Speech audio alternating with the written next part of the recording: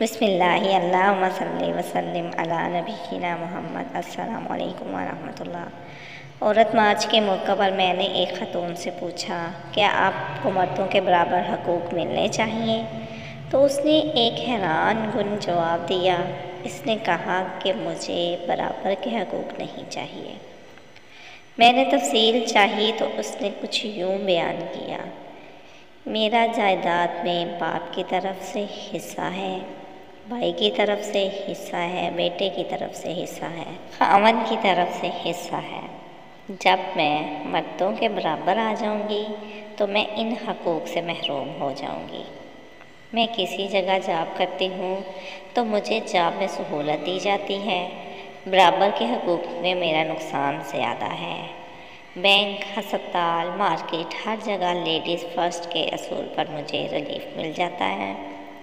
میں ابو سے ملنے جاؤں تو وہ کھڑے ہو کر ملتے ہیں اور بھائی کو بیٹھے بیٹھے سلام کر لیتے ہیں۔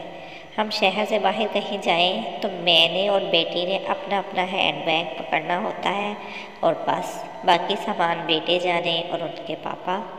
ایک بار راستے میں گاڑی رک گئی تھی تو مجھے اسٹیئرنگ تھما کر بیٹے اور میاں نے دھکا لگایا۔ برابر کے حقوق ہوتے تو مجھے بھی دھکا لگانا پڑتا۔ سبھی بڑے اور بھاری کام خود بخود مردوں پر جا پڑتے ہیں۔ مجھے کبھی بل ادا کرنے نہیں جانا پڑتا، کبھی پینٹ والے کو نہیں ڈھونڈنا پڑتا، کبھی الیکٹریشین کے ساتھ دبا کپائی نہیں کرنی پڑتی۔ کمانے کی ذمہ داری کبھی میری نہیں رہی۔ میاں نے کمانے کے لیے نکلنا ہی نکلنا ہے، اور تو اور میاں کی انکم پر مجھے حق حاصل ہے، میری انکم پر صرف میرا حق ہے۔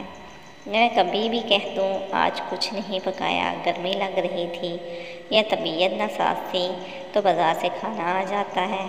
کوئی زبردستی نہیں ہے، لیکن ان کو کام سے چھٹی نہیں ہے۔ میں ان کے کپڑے جوتے بنا بتائے کسی کو اٹھوا سکتی ہوں، وہ ایسا نہیں کر سکتے۔